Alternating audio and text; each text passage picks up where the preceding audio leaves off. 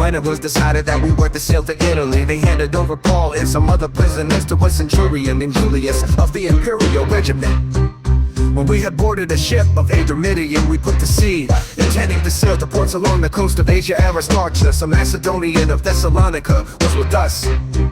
The next day we put in at Sidon, and Julius treated Paul kindly and allowed him to go to his friends to receive their care. When we had put out to sea from there, we sailed along the northern coast of Cyprus because the winds were against us. After sailing through the open sea of Cilicia and Pamphylia, we reached Myra in Lycia. There the centurion found an Alexandrian ship sailing for Italy and put us on board.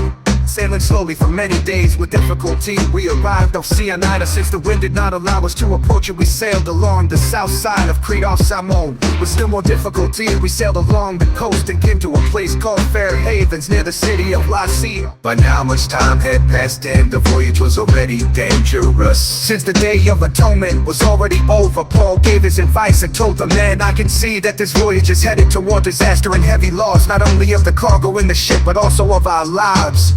But the centurion paid attention to the captain and the owner of the ship rather than to what Paul said.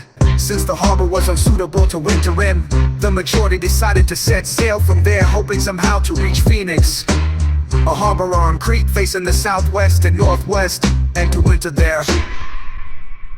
When a gentle south wind sprang up, they thought they had achieved their purpose. They weighed anchor and sailed along the shore of Crete, but before long a fierce wind called the northeaster rushed down from the island.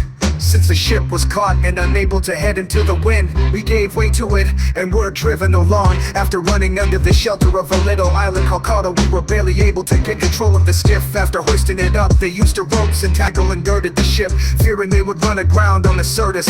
They lowered the drift anchor, and in this way they were driven along. Because we were being severely battered by the storm, they began to jettison the cargo. The next day, on the third day, they threw the ship's tackle overboard with their own hands. For many days neither sun nor stars appeared, and the severe storm kept raging. Finally all hope was fading that we would be saved.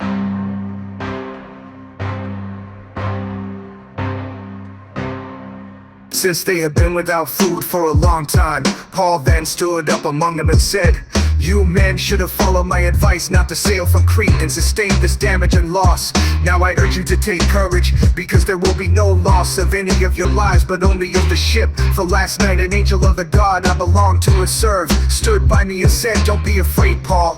It is necessary for you to appear before Caesar. And indeed God has graciously given you all those who are sailing with you. So take courage, men, because I believe God that it will be just the way it was told to me. But we have to run aground on some island